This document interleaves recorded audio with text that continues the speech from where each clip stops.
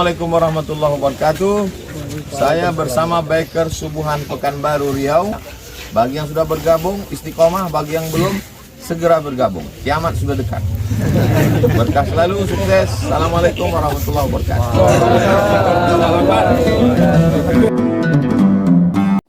Assalamualaikum warahmatullahi wabarakatuh.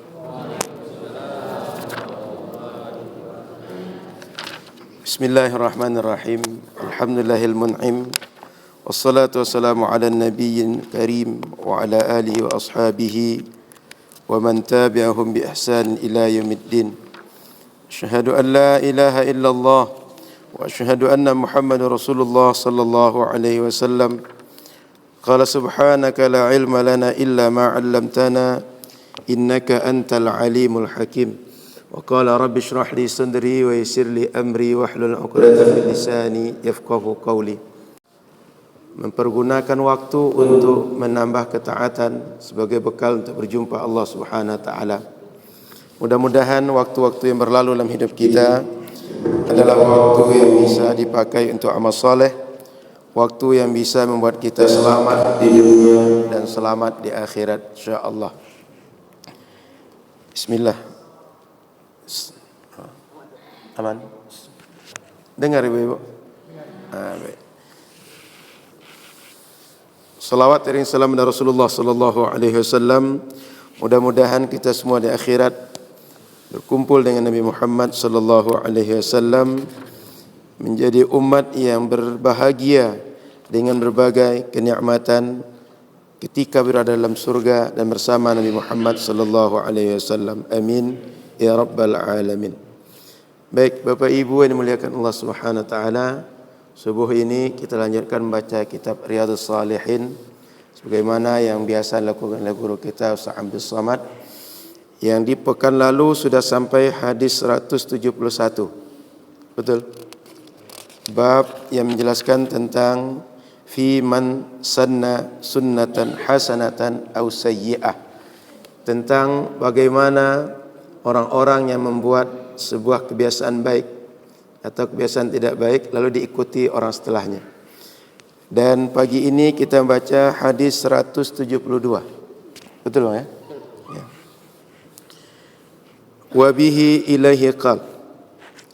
Wa 'an Ibnu Mas'ud radhiyallahu ta'ala anhu anna an-nabiy sallallahu alaihi wasallam qala laisa min nafsin tuqtalu zulma illa kana 'ala ibni adam al-awwal kiflun min damiha wa kana kiflun min damiha kana awwala man sanna al-qatla. Muttafaqun alaihi. Diriwayatkan melalui jalur sahabat Ibnu Mas'ud, semoga Allah ridha beliau, bahwasanya Rasulullah SAW bersabda, laisa min nafsin tuqtalu zulma. Tidak ada seorang pun hari ini yang meninggal atau dibunuh dengan cara yang zalim illa kecuali kana 'ala ibni adam al-awwal, kecuali bagi anak Adam yang pertama, kiflum min damiha, dia mendapat cipratan dosa karena darah mengalir secara zalim. Pertama dicontohkan oleh anak Adam. Kana awwala man sanna al-qatla. Anak Adam itulah orang yang pertama mencontohkan kepada orang lain cara membunuh yang zalim, mengalirkan darah tidak dengan cara yang patut. Sebelum kita bahas hadis, di sini disebutkan periwayat hadis adalah sahabat Ibnu Mas'ud. Sahabat Ibnu Mas'ud ini pernah diketawakan oleh sahabat yang lain. Waktu itu beliau mengambil kayu yang biasa digunakan untuk siwak, kayu arak. Kalau kita siwak di Makkah, Madinah itu kan ada orang jual itu, kayu siwak itu. Ketika dia manjat kayu, nampak betisnya kecil. Maka sahabatnya mengejek, ini orang sekecil ini apalah yang bisa dia buat? Orang sekecil ini apalah kontribusi yang besar untuk Islam? Maka diejek oleh sahabat yang lain. Apa kata Rasul sallallahu alaihi wasallam? Paha atau betis yang kecil ini kalau ditimbang dengan gunung Uhud lebih berat, lebih berharga, lebih bernilai bagi Allah dibanding gunung Uhud. Kenapa? Karena sahabat Ibnu Mas'ud, sahabat Nabi, pertama dari segi ilmu dia menonjol dibanding sahabat yang lain.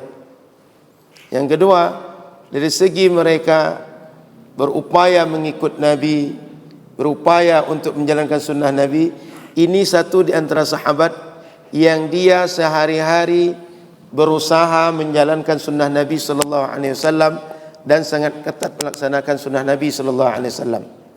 Yang ketiga, ini sahabat Nabi yang gigih menemani Nabi meski melaksanakan jihad. Fisiknya kecil, tapi kalau jihad tak pernah ketinggalan.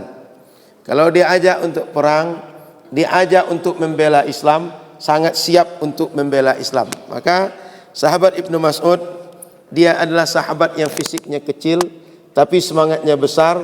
Dia fisiknya kecil, ilmunya besar, fisiknya kecil tapi besar di hadapan Rasulullah sallallahu alaihi wasallam dan besar di hadapan Allah karena kedekatan dengan Rasulullah dan ketaatan kepada Rasulullah sallallahu alaihi wasallam. Lalu hadis ini menyebutkan bahawa hari ini siapapun orang yang meninggal, yang mati secara zalim, maknanya kalau ada orang terbunuh, bukan dibunuh dengan cara yang sesuai dengan syariat Islam. Apa ada cara yang sesuai dengan syariat Islam? Ada. Orang yang dibunuh karena kisos misalnya, dia membunuh orang lain. Oleh syariat, orang yang membunuh itu hukumannya satu di antara dua saja. Satu, membunuh orang, balasannya dibunuh lagi. Yang kedua, membayar diat. Diat itu artinya membayar uang semacam uang damai kepada keluarga mayat. Dan itu dalam Islam besar nilainya. 1.000 dinar atau 1.200 dirham. 1.000 dinar itu kalau kita hitung uang sekarang lebih kurang 4 kilo lebih emasnya. Karena 1 gram jumlah emasnya adalah 4,25 gram emas.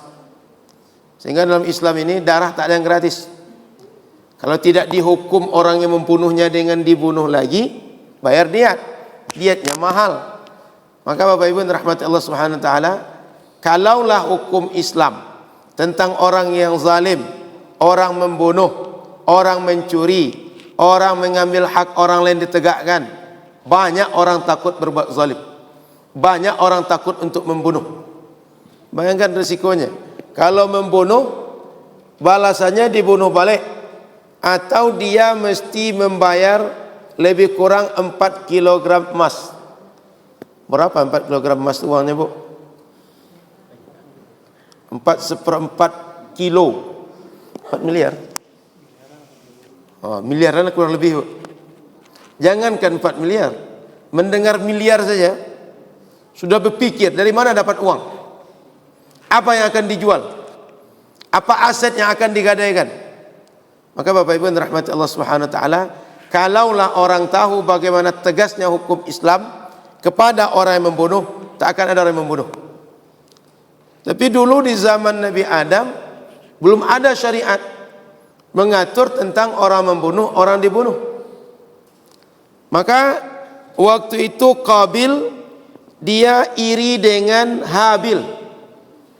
Habil waktu itu istrinya cantik.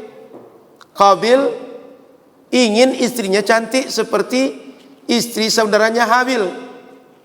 Tapi dia dapat cuma istri yang tak secantik Habil.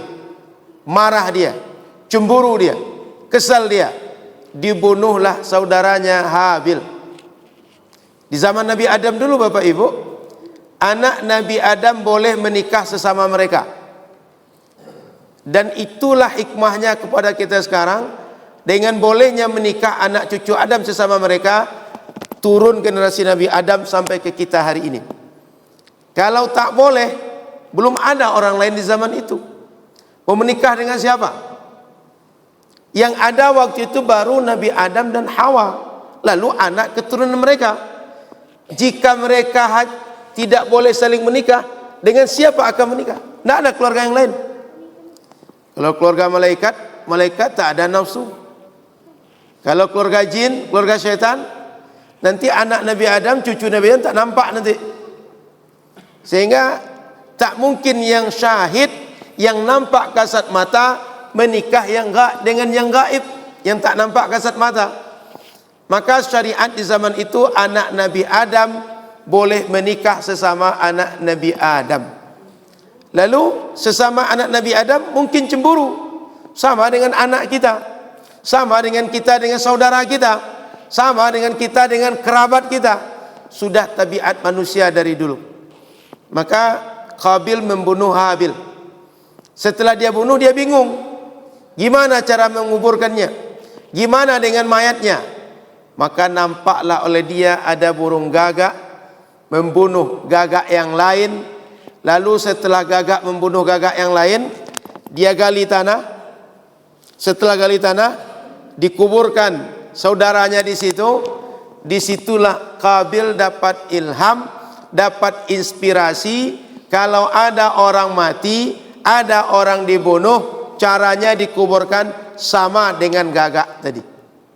Maka dikuburkannyalah saudaranya. Poin penting kajian kita adalah, dahulu manusia berbunuh-bunuhan pertama sekali dilakukan, dicontohkan oleh Qabil kepada saudaranya Habil. Dan membunuh itu zalim, tidak dengan hak.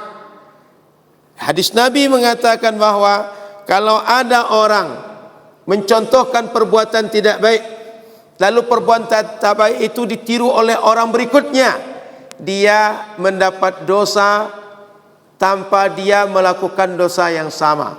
Sudah kita baca hadis sebelumnya, man sanna sunnatan sayyi'atan falahu wizruha wa wizru man amila biha. Orang kalau berbuat dosa, dia dapat dosanya, wa wizru man amila biha, dan dosa orang yang belakangan yang meniru dia.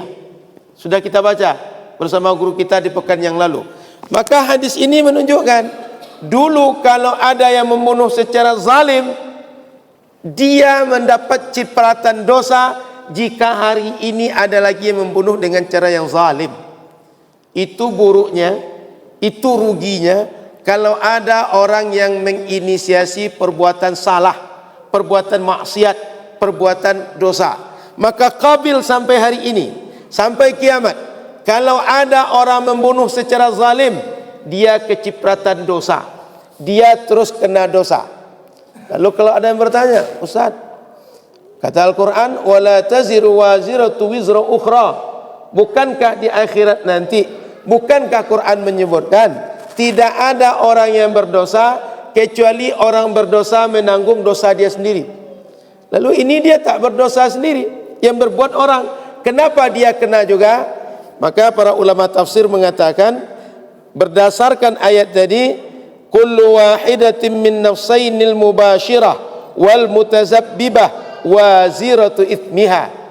Maksud dari ayat itu, kata Allah Subhanahu wa taala, bermakna bahwa kalau ada pembunuhan, yang berdosa itu adalah orang yang melakukan langsung dan orang yang menjadi sebab terjadinya pembunuhan. Siapa sebab itu? Orang yang memberi inspirasi. Siapa sebab itu? Orang yang mencontohkan. Siapa sebab itu? Orang yang dulu memberikan teladan yang tidak baik. Gara-gara ada contoh tak baik, gara-gara ada teladan tak baik, orang mau melakukan pembunuhan. Sehingga berdosanya mungkin satu, dia melakukan dosa langsung, dua, karena sebab orang lain berdosa. Itu maksud ayat itu. Jadi Bapak Ibu rahmati Allah Subhanahu wa taala, di akhirat kita akan berdosa karena dosa kita langsung atau karena kita menjadi sebab orang berdosa. Begitu memahami ayat yang mengatakan bahwa seseorang tidak akan menanggung dosa kecuali perbuatan dia sendiri. Dosa orang lain gara-gara kita berarti perbuatan kita juga.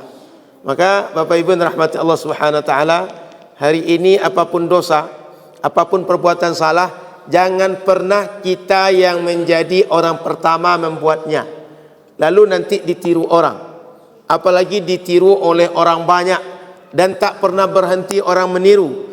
Kita tidak akan bisa terlepas dari dosa yang pernah kita contohkan. Semua orang berdosa gara-gara kita, mengalir pula dosanya kepada kita. Maka Bapak Ibu yang dirahmati Allah Subhanahu wa taala, setiap akan berbuat pikir-pikir betul. Setiap akan bercakap pikir-pikir betul. Setiap akan menulis di media sosial, apakah komen terkait pribadi atau lembaga, pikir-pikir betul. Kenapa? Kalau sudah keluar dari mulut, kalau sudah kita tuliskan, kalau sudah kita buat dengan perbuatan fisik kita, sulit untuk ditarik kembali. Sama gambaran Nabi ketika Isra dan Mi'raj. Nabi melihat ada sebuah batu, keluar dari batu itu binatang yang besar. Anggaplah kuda besar keluar. Begitu sudah keluar, dia menyesal keluar, pengen masuk lagi. Begitu masuk, tak bisa masuk. Kenapa? Lubang itu kecil bisa mengeluarkan besar, tapi tak bisa memasukkan yang besar kembali ke lubang yang kecil itu. Sama dengan cakap kita, sama dengan perbuatan kita, sama dengan berbagai hal yang muncul dari diri kita. Sebelum keluar kita bisa kendalikan, berfikir, saya cakap atau tidak, saya buat atau tidak. Tapi kalau sudah dikeluarkan, payah mengendalikan. Yang dengar mungkin satu orang, tapi yang satu orang dia sampaikan ke kawan dia, dia sampaikan ke istri dia, dia sampaikan ke anak dia. Istri, anak, kawan dia bercakap ke orang lain. Orang lain tadi bercakap lagi ke kawannya. Maka payahlah kita untuk menyelesaikan. Apabila cakap sudah keluar, kita tarik kembali. Payah untuk menarik cakap yang sudah terucapkan. Menagih pertanggungjawaban. Siap-siap ada orang yang nanti membawa kita ke ranah hukum. Siap-siap kalau nanti ada orang yang merusak atau melakukan framing terhadap kita di tengah masyarakat gara-gara perbuatan kita sendiri. Maka Bapak Ibu yang dirahmati Allah Subhanahu wa taala, hadis sebelumnya potongannya mengajarkan man sanna sunnatan hasanatan falahu ajruha. Nabi mengatakan siapa saja yang mencontohkan perbuatan baik, dia dapat pahala dari perbuatan baik dia, dan pahala dari orang yang mengikuti kebaikan dia, pahala dari orang yang mencontoh kebaikan dia, pahala dari orang yang melanjutkan kebaikan dia. Maka kalau Bapak Ibu ingin berbuat sesuatu dan ingin pahala mengalir, buatlah yang baik-baik, jangan sebaliknya. Inisiasilah perbuatan baik apapun yang manfaat untuk individu, manfaat untuk masyarakat, manfaat untuk orang sekitar kita, atau manfaat di mana saja. Maka kalau jadi pengurus masjid, jadilah pengurus yang punya ide-ide bagaimana pengajian, bagaimana ibadah, bagaimana hal-hal sosial, hal-hal ekonomi hidup di masjid kita sesuai dengan syariat, sesuai dengan kepatutan, sesuai dengan agama, sesuai dengan adat, sehingga ketika kita buat datangkan maslahat, dilanjutkan orang berikutnya, diteruskan generasi berikutnya. Kita yang dahulu memulai maka dapat pahala kebaikan. Termasuk pengajian subuh ini dulu ditawarkan oleh ustadz kita melalui kawan-kawan, Bapak, Ibu, kita buat pengajian Riyadhus Shalihin di Masjid Muwahhidul Ummah. Setuju atau tidak? Kata pengurus, kami setuju, kami sangat siap.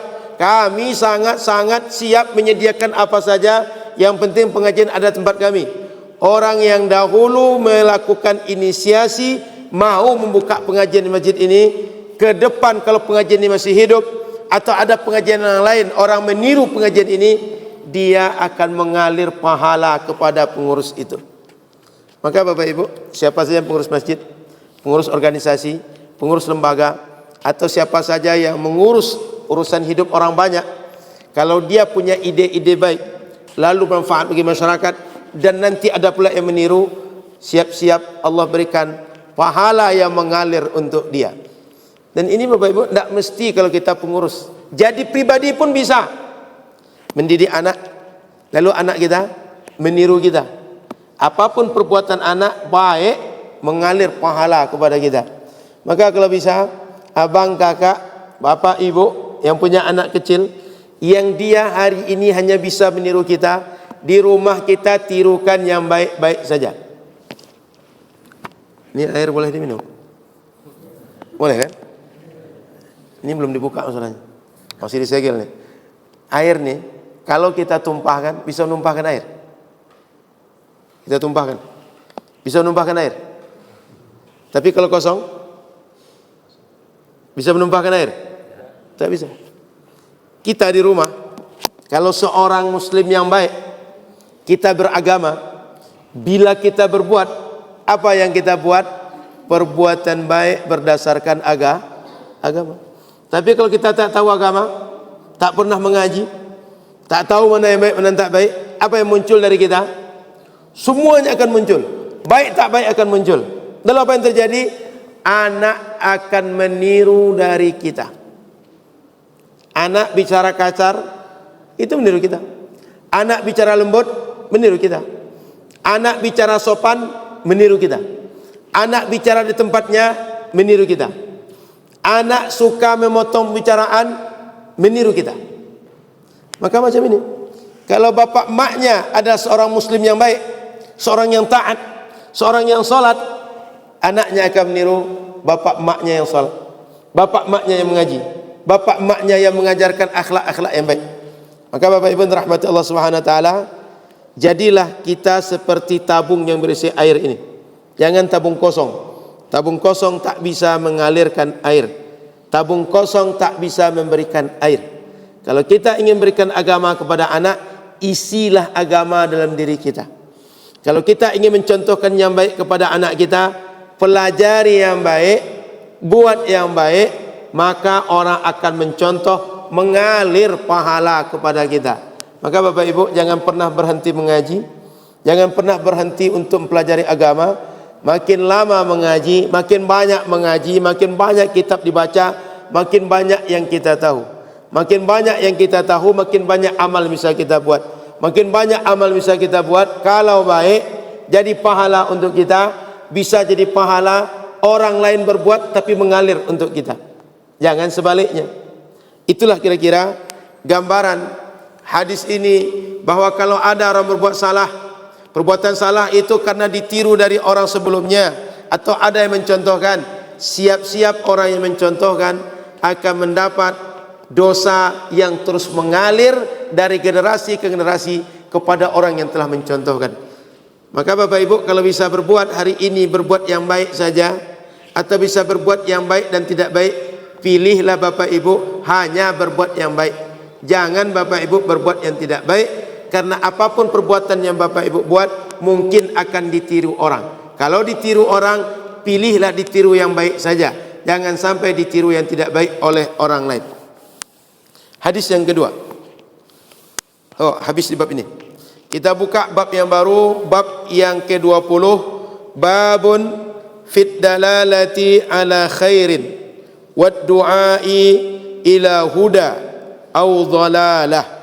Bab yang menjelaskan tentang fit dalalah, bagaimana efeknya, bagaimana dampaknya orang yang menunjukkan orang lain ala khairin, untuk berbuat baik, wad du'ai ila huda, dan mengajak orang lain kepada agama, mengajak orang lain kepada mendapatkan hidayah, au dhalalah, atau orang lain sesat, orang lain salah gara-gara kita. Jadi ini masih mirip dengan bab sebelumnya, tetapi ini lebih motivasi bagaimana kita mengajak orang berbuat baik. Kita boleh jadi tak melakukan kebaikan. Kalau tadi melakukan kebaikan lalu orang contoh, yang berikutnya kita boleh jadi tak berbuat baik, kita sekedar ngajak saja. Ketika kita ngajak, ajak orang pada kebaikan. Bagaimana dengan orang seperti ini? Qala ta'ala, Allah Subhanahu wa taala berfirman, wad'u ila rabbik, surat Al-Qasas ayat 87. Wahai Muhammad, ud'u, ajaklah. Siapa yang diajak? Umatmu. Ila rabbik, untuk taat, untuk berakidah yang benar, untuk beribadah yang benar. Rabbik, kepada Tuhanmu. Jadi Nabi Muhammad sallallahu alaihi wasallam disuruh untuk mengajak manusia agar mentauhidkan Allah, agar beribadah kepada Allah, mengajak manusia agar mereka berbuat yang benar, berbuat yang baik, berbuat yang patut, berbuat apa saja yang sesuai dengan keinginan Allah. Orang dengar ajakan kita atau tidak, tidak soal bagi kita. Orang ikut atau tidak, tak soal bagi kita. Tugas kita mengajak, tugas kita membawa orang kepada kebaikan. Dia buat atau tidak, balik kepada dirinya. Bapak Ibu, perlu kita pahami dengan baik, dan sering disampaikan bahawa di akhirat nanti, kalaulah kita dihisab oleh Allah, lalu Allah bertanya, dulu kamu kenapa tak solat? Dulu kenapa kamu berbuat maksiat? Kita jawab, ini gara-gara syaitan ya Allah. Apa kata syaitan? Kata syaitan, saya cuma ngajak, saya cuma menggoda kalian, saya cuma merayu kalian, tak pernah memaksa kalian. Yang membuat kalian, yang melakukan kalian, maka yang salah kalian. Jangan pula kalian tuduh kami. Maka Bapak Ibu rahmati Allah Subhanahu wa taala, syaitan dia kerjanya mengajak kita terus dan tak berhenti. Tapi perlu diingat, dia tak bisa memaksa. Dia tak bisa memutuskan apa yang kita mau. Dia tak bisa menyitir kita sesuai dengan mau dia. Sama lah macam pemilu sekarang. Mau orang kasih kita duit atau tidak, pilih nomor sekian. Saya maunya nomor 1, mau apa? Tak bisa dipaksa. Jadi Bapak Ibu rahmati Allah Subhanahu wa taala, kalau kita punya keputusan, kita punya keinginan, orang lain tak bisa memaksa. Tak bisa membuat keputusan untuk kita. Kita yang buat keputusan. Maka Bapak Ibu rahmati Allah Subhanahu wa taala, apabila kita mengajak orang, fokus saja mengajak dia. Mau dia ikut atau tidak, tak usah menjadi pikiran kita. Mau dia kerjakan atau tidak, balik kepada dia. Nanti di akhirat kalau ditanya Allah, dia yang akan susah sendiri. Nanti Allah tinggal tanya, dulu kamu kenapa tak mau salat? Ya Allah, saya dulu tak pandai salat. Allah tinggal tanya balik kepada dia. Dulu bukannya di Muwahhidul Ummah ada pengajian mengajarkan salat, kamu kenapa tak ikut? Ya Allah, saya enggak tahu ya Allah. Apa kata Allah? Kan dikasih tahu ke kamu. Ada media sosial menjelaskan, ada informasi dari masjid menyampaikan, ada kawan-kawan ngasih tahu, kenapa kamu tak datang? Biar dia susah sendiri, karena sudah dikasih tahu tak mau ikut, sudah diberi jalan tak mau ikut, sudah digiring tak mau juga. Biar dia tanggung jawab nanti. Tugas kita cuma mengajak, memberitahu, tak lebih dari itu. Orang mau ikut atau tidak, biarkan dia dengan dirinya, biarkan dia tanggung jawab kepada Allah Subhanahu wa ta'ala. Jadi ini ajaran kepada kita Bapak Ibu. Ajaklah orang-orang sekitar kita untuk berbuat baik. Ajaklah keluarga kita, anak kita, pasangan hidup kita, kerabat kita, tetangga kita, sahabat kita untuk berbuat baik. Sama macam abang-abang biker subuhan ini, diajak kawan-kawan, yuk kita pengajian Riyadhus Shalihin. Ini yang datang macam-macam daerahnya nih. Ada yang datang dari Simpang 3 sana, betul kan? Ada yang datang dari kota, ada yang datang dari arah Soekarno Hatta. Syukur-syukur yang datang cuma dari Limau Panjang, dekat dia datang. Tapi ada yang datang dari jauh. Mereka mengajak kita hadir Riyadhus Shalihin setiap Rabu subuh. Maka kawan-kawan ada yang mau datang, ada yang tidak. Yang datang alhamdulillah, tak datang balik kepada dia. Tapi tugas kawan yang mengajak selesai. Saya cuma mengajak, saya cuma memberitahu, tugas saya selesai. Kalian dengar atau tidak, balik kepada kalian. Urusan kalian dengan diri kalian, urusan kalian dengan Allah Subhanahu wa ta'ala.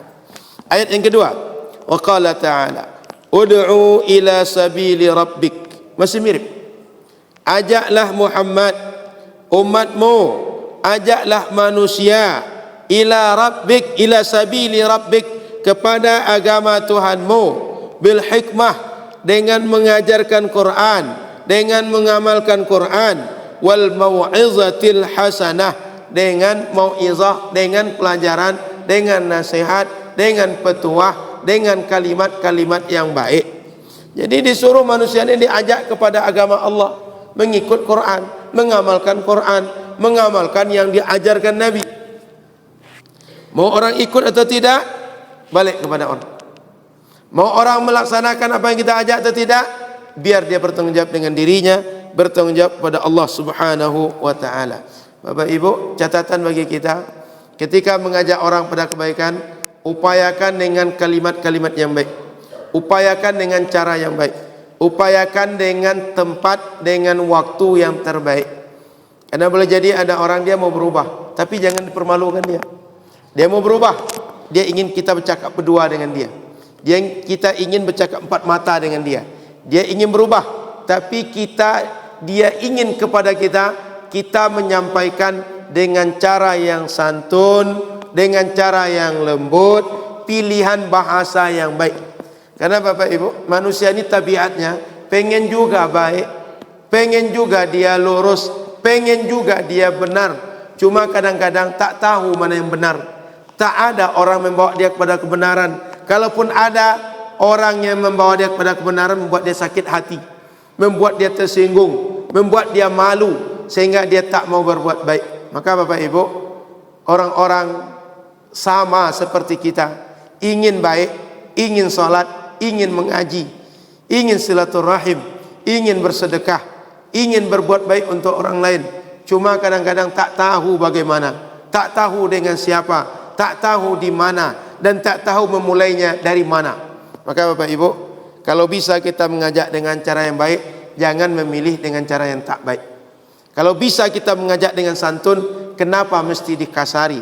Kenapa mesti diejek? Kenapa mesti disindir-sindir? Kenapa mesti difitnah? Kenapa mesti di-framing? Ajak saja baik-baik, cakap baik-baik.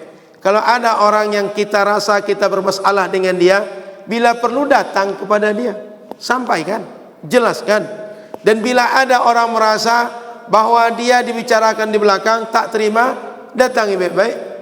Tak perlu kita saling heboh, saling ribut. Kalau kata orang kita, berkelahi gajah dengan gajah, yang merasai siapa? Pelanduk, rumput, tanah yang rusak. Jadi kalau sempat kita berkelahi, selesaikan sesama kita. Kalau sempat kita beda pendapat, selesaikan sesama kita. Tak usah digiring opini satu bangsa ini ribut. Yang bertengkar cuma 2 orang, yang beda pendapat cuma 2 orang, tapi satu bangsa ini bertengkar. Jangan. Selesaikan baik-baik. Tak usah digiring orang lain. Maka hadis ayat tadi mengajak kita, kalau ingin mengajak orang, ajaklah dengan cara yang baik, dengan adab yang baik, waktu yang tepat, dan kesempatan yang paling cocok dengan orang tadi. Disitulah tugasnya kita yang berdakwah ini, pandai-pandai membaca keadaan. Khatibun nas biqadri uqulihim. Sampaikan kepada seseorang, kepada orang lain, agama atau apa saja yang baik sesuai dengan keadaan orang. Jangan mengukur keadaan kita. Kenapa? Setiap orang tak sama dengan orang lain. Kita mesti arif, mengenali orang lain dan menyesuaikan kondisi dia dengan yang patut untuk dia. Selanjutnya, ayat yang ketiga, wa ta'awanu 'alal birri wat taqwa. Bertolong-tolonglah kalian, kata Allah, dalam berbuat baik dan dalam ketakwaan kepada Allah.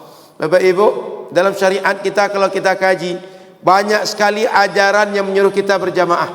Salat 5 kali sehari semalam, yang wajib untuk semua orang 1 kali sepekan, Jumat. Kemudian dalam setahun, Idul Fitri, Idul Adha disuruh berjamaah. Kenapa? Banyak ketaatan, orang tak bisa membuat, orang tak semangat, syiar tak hidup kalau tak bersama. Maka Allah suruh, tolong-tolonganlah kalian, saling mengajaklah kalian dalam perbuatan baik yang disuruh oleh Allah, yang disuruh oleh Rasulullah sallallahu alaihi wasallam. Karena mengaji ini, kalau tak sepakat banyak pihak, tak bisa mengaji pagi ini. Betul? Ingin saya mengaji, tak ingin pengurus pengajian, bisa pengajian ini berjalan? Saya ingin, pengurus ingin, jamaah tak ada, bisa pengajian berjalan? Gimana bercakap sendiri? Atau jamaah ingin pengajian, saya tak ingin pengajian, pengurus tak ingin, bisa pengajian berjalan? Makanya disuruh oleh syariat, saling tolong menolong kalian, saling support kalian, saling melengkapi kalian. dengan saling melengkapi, pengajian berjalan. Begitu juga yang lain-lain. Gotong royong kita, diumumkan pengurus, diumumkan RT, tidak didengar oleh masyarakat. Ada gotong royong? Tak ada. Maka Bapak Ibu, kalau ada gotong royong diumumkan di masjid, datang masyarakat, ibu-ibu buat snack, ibu-ibu buat teh, buat kopi, bapak-bapak bekerja, lalu nanti yang punya alat mengeluarkan alatnya, yang punya ide memberikan idenya. Jika berkumpul semua orang itu, banyak pekerjaan besar selesai. Apalagi pekerjaan kecil. Kalau kita tengok, dulu sahabat Nabi ketika Nabi berdakwah banyak atau sedikit? Sedikit. Baik di Makkah, baik setelah Nabi hijrah, sedikit. Tapi sahabat yang sedikit, hatinya dekat dengan yang lain, kompak satu dengan yang lain. Ketika ada ide, ketika ada masalah, ketika di depan ada yang perlu dikerjakan bersama, yang lain siap support. Mau berperang, mau buat parit, mau membantu saudara miskin, mau membantu orang janda, membantu anak yatim, mereka tinggal musyawarah, mereka tinggal mengumpulkan apa yang mereka bisa buat masing-masing mereka untuk mensupport masalah yang ada depan kita. Banyak yang selesai dengan saling kerjasama sahabat dahulu.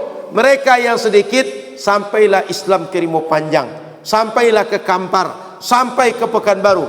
Andaikan dulu sahabat Nabi berpikir, yang penting saya sholat, yang penting saya kalau ditanya Allah bisa menjawab untuk amal saya, mungkin tak sampai Islam ke Rimau Panjang sekarang. Kenapa? Mereka berpikir untuk hidup mereka masing-masing. Tapi karena mereka mau saling tolong menolong, mereka mau berjihad, mereka mau menyampaikan dakwah pada yang lain, mereka mau menyampaikan dakwah Rasul kepada siapa saja, maka sampai sekarang bisa dikatakan di dunia tak ada tempat kecuali sudah sampai suara azan ke situ. Tak ada tempat di semua belahan dunia ini kecuali orang menyebut la ilaha illallah sudah menginjakkan kaki di tempat itu. Maka Bapak Ibu dirahmati Allah, di Rimau Panjang ini meskipun katakan perumahan baru, jauh dari kota, jauh dari orang ramai, tapi jika mereka kompak, bisa banyak hal muncul di sini dan orang akan mencari tempat ini. Kita Bapak Ibu kadang-kadang pergi ke desa orang untuk wisata di Jawa, di Sumbar, di Sumatera Utara. Kenapa? Karena kita tengok desa itu punya kelebihan. Saya pernah baca ada kampung yang rumah mereka semuanya dicat warna-warni. Lalu oleh masyarakat datang dari berbagai daerah ingin tengok bagaimana bentuk warna-warni perumahan mereka. Dilihat di media cantik betul, dilihat langsung cantik atau tidak? Penasaran banyak orang. Ramai-ramai orang datang ke desa itu cuma gara-gara cat rumahnya bisa dibuat warna-warni dan sepakat orang sekampung. Itu kalau kita pikir lebih lanjut Bapak Ibu, itu bisa menjadi sumber ekonomi karena orang datang, dia akan berbelanja, dia akan makan di rumah makan, akan makan di warung di sekitar kita. Hidup ekonomi orang kampung. Padahal idenya sederhana. Nampaknya kalau cat kita hanya hijau, kalau cat kita hanya hitam, kalau cat kita tak diatur di kampung ini, tak menarik, tak menawan kita lihat. Gimana kalau kita sepakat warna cat ini kita buat warna-warni? Diaturlah RT, diaturlah oleh RW, diatur oleh kelurahan, dibuatlah oleh mereka. Ada yang mendesain, lalu ada yang mengajarkan, lalu ada yang mengerjakan. Sepakat mereka semua, lalu nampaklah indah. Dunia sekarang kan apa saja yang nampak di dunia nyata lalu diupload di dunia media sosial itu cepat sekali viral. Apalagi hal-hal yang tidak umum terjadi. Kan jarang satu kampung catnya bisa diatur, cat rumahnya bisa diatur. Betul? Sudah ada di Jalan Rimau Panjang ini perumahan yang catnya bisa diatur semua. Paling developer yang ngatur cuma. Warnanya seragam. Betul? Tak ada yang warna-warni developer membuat kalau di Rimau Panjang nih. Di Riau lah secara umum, tak ada developer yang membuatnya macam pelangi warna perumahan mereka. Yang paling simpel, paling mudah itu satu warna. Model rumah satu warna. 400 unit bahkan 1000 unit satu warna. Paling simpel. Tapi kalau dibuat oleh developer, perumahan itu warna satu rumah beda warna, rumah ini beda warna. Satu kesulitannya developer pusing sendiri. Yang kedua jamaahnya nanti ribut. Saya sukanya yang ungu tak ada lagi, tak jadi saya ambil rumah itu. Gara-gara warna tak jadi laku perumahan dia. Tapi satu sisi boleh jadi menjadi keuntungan. Penasaran orang lain, kok bisa perumahan macam itu? Datang pula orang ke sini. Maka Bapak Ibu rahmati Allah Subhanahu wa taala, balik kita kepada kajian. Kalau kita sepakat berbuat baik, berbuat taat, berbuat yang manfaat, berbuat ide kreatif yang benar, yang patut ditiru, maka akan bisa menjadi sumber energi kebaikan dan pahala untuk semua orang, baik membuat yang wajib, membuat yang sunnah, membuat yang mubah, akan menjadi tabungan bagi kita semua, pahala yang akan didapat oleh semua orang yang saling kerjasama berbuat baik. Lanjut. Kata Allah Subhanahu wa taala, "Wal takum minkum ummatun yad'una ilal khair." Surat Ali Imran ayat 104. Dan hendaklah ada di antara kalian ummah, sekelompok orang, yad'una ilal khair, mengajak kepada kebaikan. Di situ disebutkan minkum, sebagian di antara kalian. Ini menunjukkan bahwa orang yang perlu menginisiasi kebaikan tak perlu semuanya, cukup sedikit, cukup sebagian. Tapi sebagian itu ketika dia menginisiasi, dia mendapatkan pahala lebih dibanding yang lain. Dia ditinggikan derajatnya lebih dibanding yang lain. Maka orang yang beride baik, orang yang mengajak kepada kebaikan, dia pahalanya lebih dibanding orang sebagai follower saja, sebagai pengikut saja. Maka Bapak Ibu, kalau kita bisa menginisiasi kebaikan-kebaikan, jadilah orang-orang yang menginisiasi kebaikan. Maka di masyarakat ada orang baik, ada orang lebih baik. Ada orang yang berilmu, ada orang lebih berilmu. Ada orang yang punya ide kreatif, ada orang yang lebih beride kreatif. Ada yang punya kebaikan, ada kemajuan, ada yang punya inovasi. Maka jadilah orang-orang yang mengajak kepada kebaikan dan tak berhenti ide kebaikan muncul dalam dirinya. Gimana bisa seperti itu? Banyak berfikir, banyak berfikir kebaikan. Kalau berfikir kebaikan, akan banyak muncul ide-ide kebaikan, akan banyak muncul ide-ide manfaat, akan banyak yang bisa dibuat untuk diri kita dan untuk orang banyak. Jangan berfikir yang sebaliknya. Baik, kita masuk ke dalam hadis yang pertama. Wa an Ibnu Mas'ud radhiyallahu taala anhu, Uqbah bin Amr al-Ansari al-Badri. Hadis ini diriwayatkan oleh sahabat Abi Mas'ud Uqbah bin Amr al-Ansari al-Badri.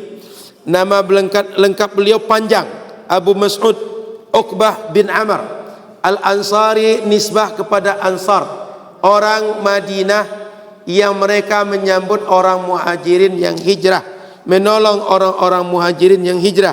Al-Badri, sahabat Nabi yang ikut perang Badar juga.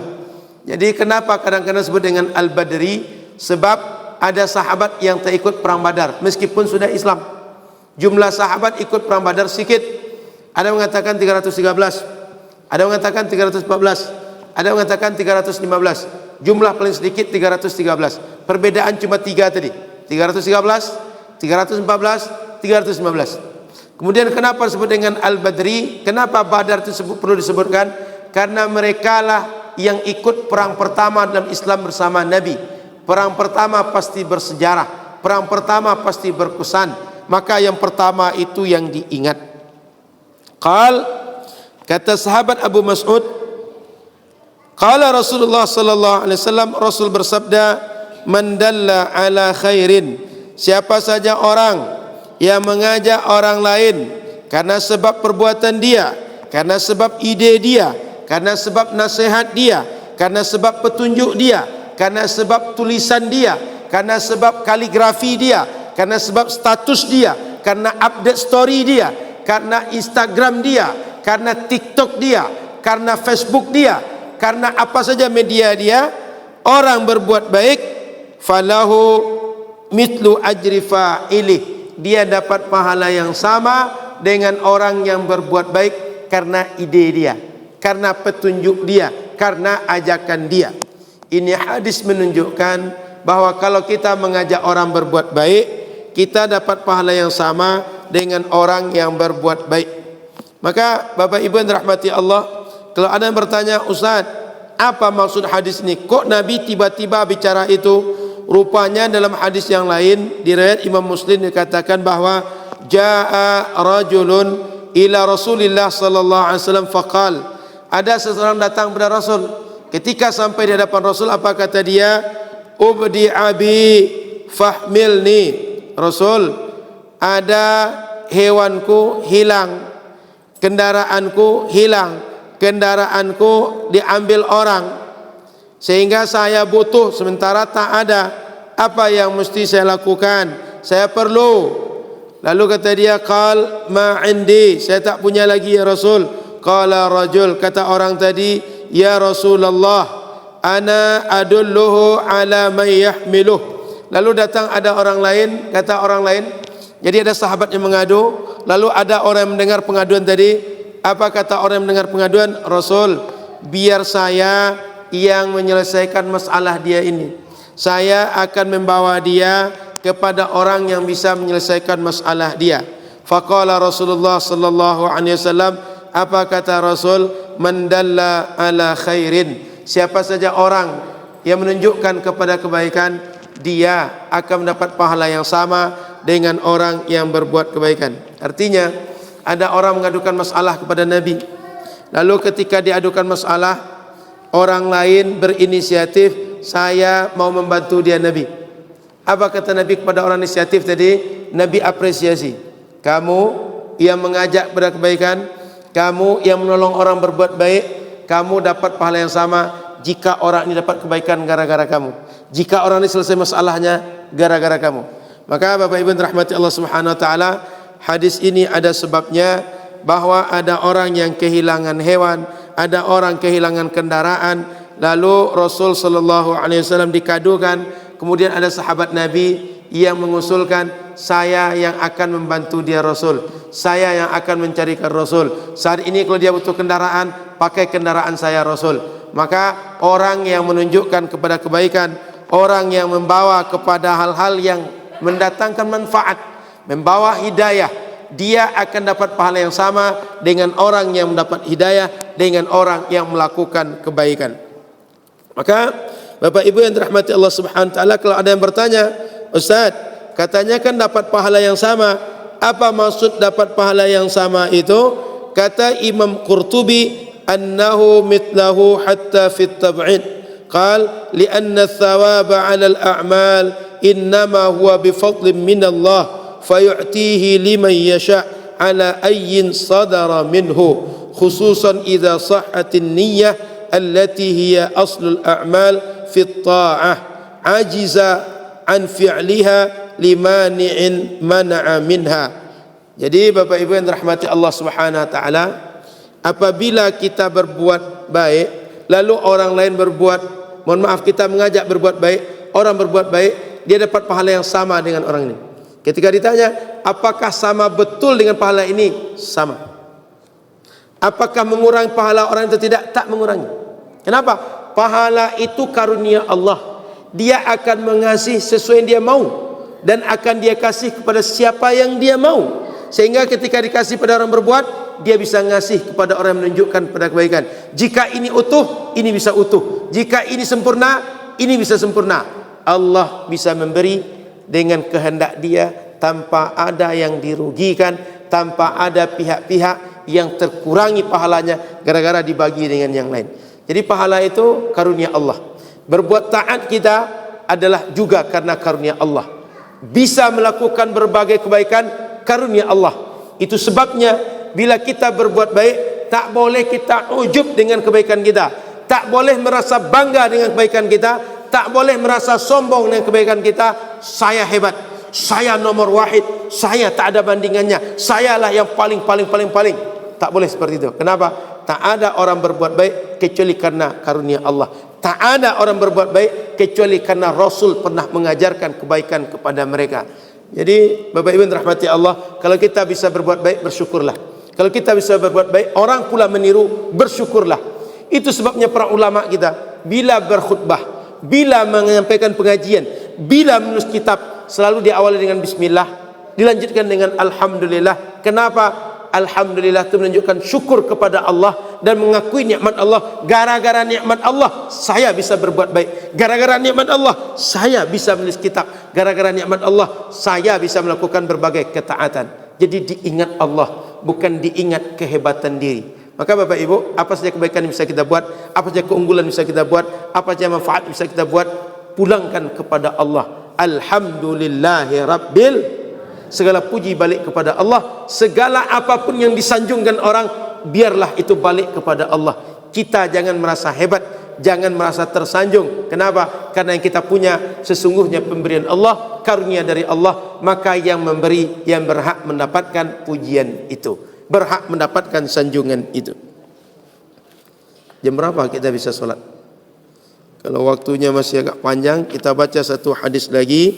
Setelah itu kita jawab pertanyaan-pertanyaan yang masuk. Jadi Bapak Ibu, kalau Anda bertanya, silakan tulis di kertas, nanti kita jawab di ujung majlis insyaallah. Hadis 174. Wa bihi ilaqal wa an Abi Hurairah radhiyallahu taala anhu.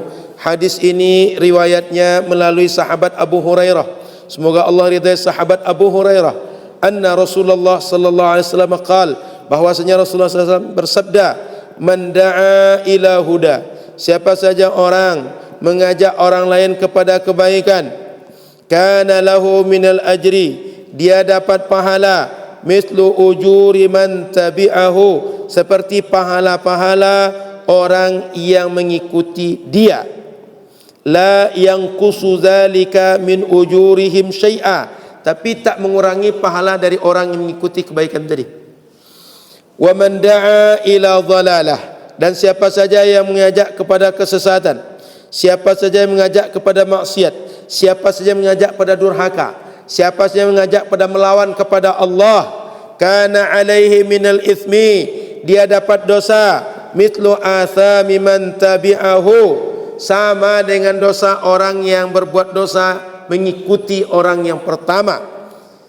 La yanqusu zalika min athamihim syai'a, tidak mengurangi dosa dari orang yang mengikut melakukan dosa. Jadi Bapak Ibu, bila kita mengajak orang kepada kebaikan, mengajak orang pengajian, lalu dia dapat pahala dari pengajian, Bapak Ibu akan dapat pahala sama dengan orang pengajian tadi. Tak mengurang pahala orang yang pengajian tadi. Kalau Bapak Ibu mengajak orang untuk sholat, mengajak orang untuk melaksanakan berbagai kebaikan yang lain, orang lakukan, dia dapat pahala yang sama akan berikan pada Bapak Ibu. Maka di lingkungan kita, kalau ada orang tak mengerti cara buang sampah, Bapak Ibu ajari, Bapak Ibu ajak, nah buang sampah gini caranya, buang sampah di situ. Ada anak yang sedang belajar tentang apa saja dalam kehidupan, dia tak mengerti apa-apa, Bapak Ibu ajarkan. Nah, kalau makan duduk. Nah, kalau makan jangan dengan tangan kiri. Dilakukan. Bapak Ibu bisa dapat pahala sama dengan pahala orang berbuat baik tadi. Maka di masyarakat ini jangan hidup menjadi orang yang apatis. Jangan hidup menjadi orang yang hidupnya egois, terpikir diri sendiri. Yang penting saya dah selesai urusan saya. Jangan. Tapi berfikirlah saya dan masyarakat saya. Kenapa? Karena masyarakat kita itu kal mir'ah, dia macam cermin bagi kita. Kita baik, mereka akan terbawa baik. Mereka tidak baik, kita akan terbawa tidak baik. Bapak Ibu perlu paham, jika ada satu perbuatan salah dibuat masyarakat, jangan anggap hanya dia yang akan berbuat salah. Perbuatan salah itu akan ditiru oleh orang lain dan akan menyebar banyak. Bisa jadi yang tadi buang sampah sembarangan hanya satu orang, selanjutnya apa kata orang lain? Boleh kok buang sampah di parit. Kata yang satu lagi, sehingga yang satu lagi buang sampah di parit. Datang yang lain, enggak apa-apa kok, si anu buang sampah di sana, si anu buang sampah di sana, semuanya akan buang sampah di situ. Apa yang terjadi? Sekampung bisa buang sampah di parit. Datang hujan, banjir itu orang buang sampahnya kena dampak atau semua orang kampung? Paham Bapak Ibu? Maka kalau ada yang buang sampah sembarangan di jalan, yang lain kalau tahu kasih tahu, Pak jangan di sini Pak. Nanti kalau Bapak buang sampah, datang lagi orang lain, nanti datang 2, datang 3, nanti dikira tempat ini TPA, dikiranya ini tempat tong sampah Pak. Nanti asal orang lewat di jalan kita, semua orang akan tutup hidung, setiap orang tak akan nyaman, dikiranya kampung kita ini kampung sampah aja. Jangan-jangan perumahan lain kalau buang sampah ke sini Pak. Ngerti? Kalau Bapak Ibu ada perbuatan salah di kampung ini, jangan diam. bicara, ingatkan, minimal sampaikan, Pak, jangan di sini buang sampah. Pak, kalau buang sampah itu tempatnya. Itu contoh. Kalau Bapak Ibu ajak pada kebaikan, dibuat orang, Pak, buang sampah di situ, Pak. Diikuti. Dia dapat pahala karena buang sampah pada tempatnya, Bapak Ibu dapat pahala karena mengajak orang untuk berbuat yang baik. Jangan sebaliknya. Maka Bapak Ibu yang dirahmati Allah Subhanahu wa taala, orang mengajak kepada kebaikannya beruntung, apalagi mau berbuat baik dan mengajak orang berbuat baik. Maka Bapak Ibu, kalau ada anak-anak kita yang masih muda yang bisa belajar, suruh dia mengaji, suruh dia belajar. Kenapa? Supaya kalau dia besar nanti jadi alim, jadi ahli ilmu, bisa mengajarkan kebaikan kepada orang. Sehingga setiap orang kalau berbuat baik karena dia mengajarkan, dia dapat pahala dari setiap orang yang mengajarkan kebaikan. Maka kalau ada orang misalnya ingin meniru, tirulah guru kita Ustaz Abdul Somad. Berapa kira-kira orang yang sudah mendengar kebaikan dari beliau? Berapa orang mau berubah gara-gara beliau? Berapa orang mau melakukan kebaikan dari nasihat, dari ceramah, dari pengajian beliau? Maka di akhirat nanti akan banyak pahala mengalir untuk beliau. Oh Ustaz, banyak orang membuli beliau. Itu urusan orang itu, biar dia tanggung jawab dengan Ustaz besok di akhirat. Ustaz kan tinggal adukan kepada Allah. Ya Allah, saya diejek orang itu, saya difitnah orang itu, saya tak terima, saya ingin dibalas sekarang. Merasailah orang itu tadi. Ustaz tenang, yang penting tak memfitnah balik orang, aman urusan. Tapi orang tadi susah di akhirat. Makanya kalau kita di dunia ini terlalu banyak dengar cakap orang, tak bisa hidup kita. Biarkan orang bercakap dengan apa mau dia, kita fokus saja berbuat baik. Kita fokus saja berbuat yang lurus, berbuat yang benar. Selama berbuat lurus, berbuat yang benar, tak usah takut. Kebenaran tak pernah dikalahkan oleh apapun. Kebenaran tak ada musuhnya. Yang ada musuh adalah perbuatan-perbuatan salah. Akan banyak orang yang akan komplain dan akan bisa diperkarakan di dunia, bisa diperkarakan di akhirat juga. Jadi jangan takut berbuat baik. Apapun cakap orang, biarlah. Kita tetap berbuat baik, mengajak kebaikan, dibuat pula oleh orang, kita dapat pahala, orang dapat pahala, kecipratan terus pahala untuk kita. Jadi Bapak Ibu, hidup yang singkat, hidup yang sebentar, gunakan berbuat baik, mengajak kepada kebaikan. Ajak orang mengaji di Masjid Muwahhidul Ummah, di Mushola Nurul Ilmi, di Mushola Al-Hijrah, di Masjid Baitur Rahman, di Majlis Ta'lim Az-Zahra, yang dekat di sekitar kita. Tak perlu mengajak orang ke Masjid Raya An-Nur, tak perlu mengajak orang Masjid Ar-Rahman Kota Pekanbaru, tak perlu mengajak orang Istiqlal Jakarta, tak perlu mengajak sampai ke Mesir, sampai tempat jauh. Dekat kita yang mudah-mudah saja. Mau orang berbuat baik, kita dapat pahala kecipratan dari orang yang berbuat baik tadi. Ini kira-kira pengajian ini orang semua perumahan ini sudah tahu atau belum? Rasanya sudah tahu semua. Cuma mau datang atau tidak, itulah yang masalah. Betul? Rasanya, ini ada berapa jalan di pengajian ini? Ada berapa tahun? Ada 2 tahun? 1 tahun 6 bulan? Hampirlah 2 tahun katakan. Tidak mungkin orang perumahan ini tidak tahu. Minimal subuh-subuh ketika bangun, anggap dia berbangun sekarang, kaget dengan suara pengajian di masjid. Apalagi sebelum subuh udah bangun, solat pula di sini, tahu pengajian ada di sini. Apalagi setiap pekan banyak orang datang lewat jalan Kamboja. Mulai dulu jalannya berlubang-lubang macam kubang dulu, sekarang sudah jalan aspal. Kok ramai betul orang Keribu Panjang subuh-subuh? Ngapain? Rupanya ada pengajian.